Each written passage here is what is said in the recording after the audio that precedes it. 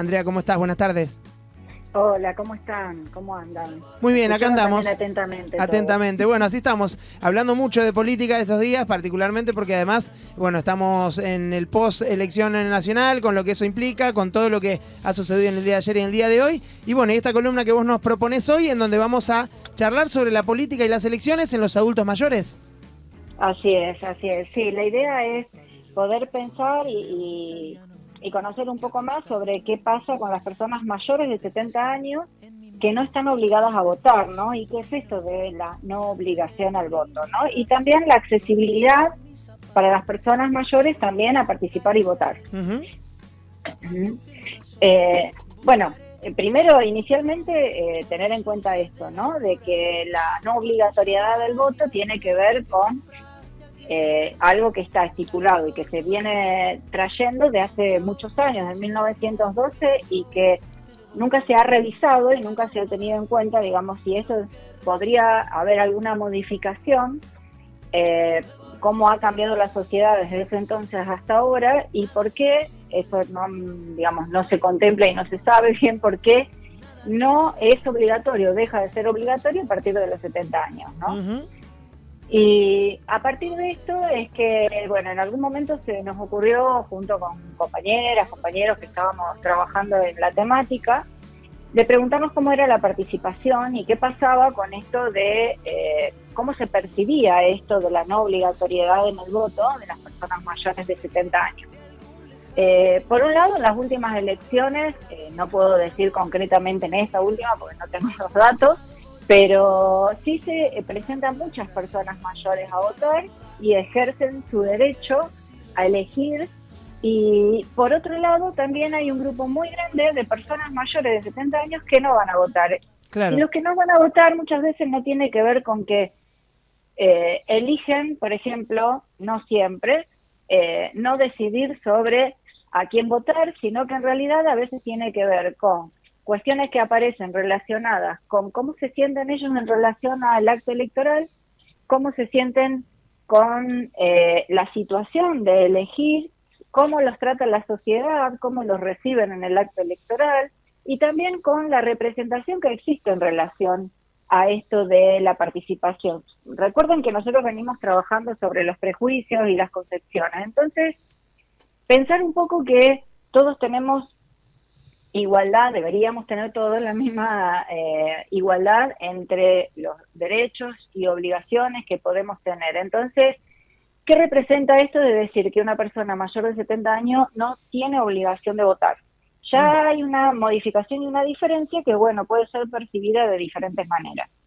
En esta percepción muchas veces se dice que, bueno, las personas mayores dicen, mientras esté bien, voy a votar, algunos, ¿no? ¿Y qué es esto de estar bien y voy a votar? Porque existe toda esta cuestión de que, bueno, capaz que no están en condiciones o se asocia al prejuicio de que las personas mayores sufren, como lo hemos hablado en otras oportunidades, Sí. como que no tienen la capacidad como para poder pensar, elegir libremente, entonces se asocia mucho al prejuicio. Y en ese sentido hay personas mayores que a lo mejor tienen alguna dificultad, sea motriz, o sea de distancia, o sea, por ejemplo, en los ámbitos donde se vota para subir una escalera o para estar tiempo parado, a lo mejor esperando para votar. Entonces, a veces necesitan la colaboración de otros y los otros a veces, que es un poco también cosas que ya hemos tratado, no colaboran, ¿no? En esto de decir, bueno, a ver, desestiman de alguna manera esta cuestión y le dicen a las personas mayores, bueno, no, ya está, ¿para qué te vamos a llevar? Quédate en casa, o qué necesidad, ya está, ya cumpliste, como una cuestión de que ya, como no es obligatorio, no tenés que cumplir. Claro. ¿Con qué? Cuando es un acto libre de elección que también implica a las personas mayores, ¿no? En las decisiones, en quién va a ser el futuro gobernante, Uh-huh. y en lo que ha crecido, digamos, el grupo etario, digamos, a partir de todos estos años, se considera que las personas mayores que votan, el porcentaje es altísimo y que también pueden modificar un resultado de las elecciones si todos votasen. Claro, buen dato ese. Uh-huh. Por eso que creo que es importante poder seguir pensando en esto de decir, bueno, yo decía antes y hablaba de la accesibilidad, que muchas veces uno habla, la accesibilidad, de no marcar diferencias, de que todo sea accesible para todas las personas por igual, ¿no? Sean mayores, menores, digamos, con alguna discapacidad, sin discapacidad. Y en esta accesibilidad uno piensa, por ejemplo, que es tener un medio material, como por ejemplo, no sé, un edificio, tener los medios como para que si hay escaleras se le pueda alcanzar la urna a la persona que vota si no puede subir las escaleras. Ujú. Y muchas veces, y no se tiene en cuenta, por ejemplo, lo que tiene que ver con la accesibilidad simbólica, que es incentivar y poder pensar que todos libremente podemos ejercer alguna acción o poder, en este caso, participar libremente sin todos estos obstáculos que a veces tienen que ver con los prejuicios, ¿no?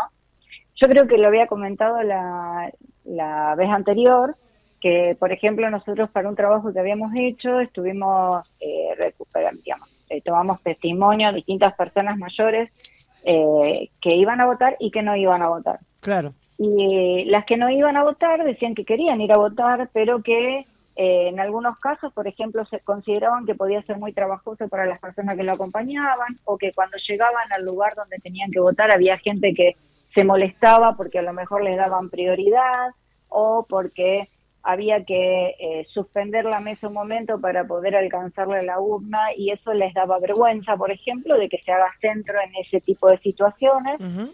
Y esto tiene que ver con esto de la accesibilidad simbólica, ¿no? De que la persona pueda pensar y pueda representar el acto eleccionario, por ejemplo, sin todas estas cuestiones que empiezan a aparecer como un obstáculo. Claro. Entonces, poder acercarse libremente, poder ejercer una acción libremente sin pensar en que todas estas cosas se pueden pasar, ¿no? Claro, claro, lógico. Sí, sí. En ese sentido, te pregunto, desde tu opinión, al menos, esto de que mencionamos, a partir de los 70 años, ya el voto deja de ser obligatorio y pasa a ser opción, digamos, opcional. ¿Eso vos lo ves bien? ¿Crees que se puede extender? Porque también con el paso de los años ha ido creciendo, y esto lo hemos hablado también mucho, lo que es digamos, el tiempo de vida de las personas ha ido aumentando considerablemente. Una época en donde ya tener 35, 40 años era prácticamente ser un viejo, y hoy en día tenemos gente de 90 y pico de años que está incluso muy lúcida, que hace actividades, que se maneja sola también, que tiene la posibilidad claramente de decidir lo que quiere o no hacer. ¿Vos creés que eso se debería mover, o que es un buen número ese para dejarlo opcional, pero que sí después se debería mejorar alguna cuestión respecto a la facilidad en que estas personas se puedan acercar a votar, digamos, y que no se genere todo esto que vos mencionabas? Yo creo que tiene que ser revisado, ¿no? Porque el pensar qué implica esto, porque yo escuchaba, por ejemplo, decir, bueno, la no obligatoriedad para muchas personas mayores hace que se consideren fuera del por qué tiene que ser obligatorio, digamos, para todos y no para mí, por ejemplo, dice una persona mayor de 70 años, y me siento como un ciudadano de segunda, como si fuese que en realidad mi voto no sirve igual que el otro. Digo, no por esto de las representaciones que se juegan al momento de pensar por qué esta diferencia. Fíjense que, bueno, a ver, ¿por qué no menores? ¿Por qué no mayores de 70? Claro. Entonces se empiezan a incorporar a lo mejor siendo un poco más chicos y no se piensan incorporar a los mayores. Yo creo que esto es algo que se tiene que revisar, porque de última, si hay alguien que tiene alguna dificultad y que realmente no puede ir a votar, es lo mismo que tenga más de 70 o que tenga menos de 70, porque de hecho se puede justificar, o en ese caso se puede acreditar que esa persona no puede ir a votar por algo, ¿no? Claro. Entonces yo creo que debería ser como en esto de considerar y de representar esta igualdad entre todos, ¿por qué tiene que existir esta diferencia de no es obligatorio para un mayor de 70? Bueno, es una buena apreciación. No sé, Enzo, si vos querés comentar algo sobre esto. Sí, a mí me parece, Andrea, ¿cómo estás? ¿Cómo te va, Enzo? Bien, bien. A mí me parece que el hecho de que, digamos, a partir de los 70 uno no tiene obligación de votar y que la gente va a votar, pero convengamos decir que la gente que va a votar es porque tiene un nivel político, ideológico elevado, porque en general a la gente le pesa ir a votar. Vos fíjate, en los países donde no es obligatorio votar, ¿cuánto vota? El 40 o 45%. Y acá donde es obligatorio vota por encima del 70%. Entonces pasa eso. A mí me parece que está muchos, por ejemplo, gente mayor, que va a votar es porque participa en un centro, está en una actividad política, entonces va a votar. Pero aquel que está en su casa, yo tengo vecinos, vecinas, que no van a votar, porque les resulta como una carga ir a votar ese día. Exacto, pero bueno, eso pasa también en general. He escuchado gente mucho más joven también que sucede, ¿no? En Pero esto mucho menores. Sí, pero yo creo que lo que hay que estimular es justamente eso. ¿Por qué eso deja de participar? Claro. ¿Por qué le da lo mismo, no? Claro. Porque, por ejemplo, nosotros las personas que habíamos entrevistado, la mayoría de los que votaban habían tenido una participación activa toda la vida, ¿no? Claro, Entonces, claro. yo creo que esto se construye y que tiene que ver también con, bueno, con esta cuestión de todo el proceso de envejecimiento, como vos decías. Hay que estimular la participación también, y la participación política en general, porque las decisiones políticas no se toman solamente cuando uno elige un candidato, ¿no? Claro. Sino también en otros actos, y yo creo que eso es lo que no se estimula. Y al ser una población segregada y no tenida en cuenta, no se garantizan estos espacios políticos de decisión, de participación, en distintos ámbitos, lo digo, ¿no? Por eso digo, no solamente en un acto en las elecciones, digo, ¿no? Y eso tiene que ser estimulado y tiene que ser generado también por el Estado, ¿no? Estos niveles de participación, y a las personas mayores cada vez se las segrega más de diferentes espacios, y parece que van perdiendo esta voz que tienen y esta posibilidad de participar en distintos actos, ¿no? Cosas que hemos también trabajado y que hemos charlado acerca de fomentar la autonomía. ¿Y qué implica? Porque, bueno, no elegir también y no participar en esto, esa poca participación también hace que tenga consecuencias, digamos, es como algo que se va retroalimentando. Si yo no participo y no peleo también por mis derechos, entonces, digamos, voy perdiendo cada vez más espacio. Por otro lado, esos espacios no son favorecidos, entonces siempre es como que se quedan en un espacio, digamos, segregado, ¿no? Claro. Y de mayor vulnerabilidad, ¿no? Claro, porque la idea es que la persona mayor está descartada de la sociedad. Y hay que estimular la participación, por ejemplo, en los centros de jubilados, en las vecinales. En general, el jubilado tiene más tiempo para dedicarse a toda esa actividad. Y eso a veces no ocurre. La juventud un poco lo corre. Hablamos no de jóvenes de 20 años, sino jóvenes de 40, 50, 60, que le parece que los viejos son un estorbo, ¿no? Me parece a mí. Por eso que me parece que el problema de hacer un proceso de elevar la cultura política me parece que es fundamental para la participación en una elección, independientemente de la edad, ¿eh? Sí, por supuesto, sí. En una de las, en el debate que se había dado en la actividad esa que habíamos programado la otra vez conjuntamente con la Facultad de Derecho, sí.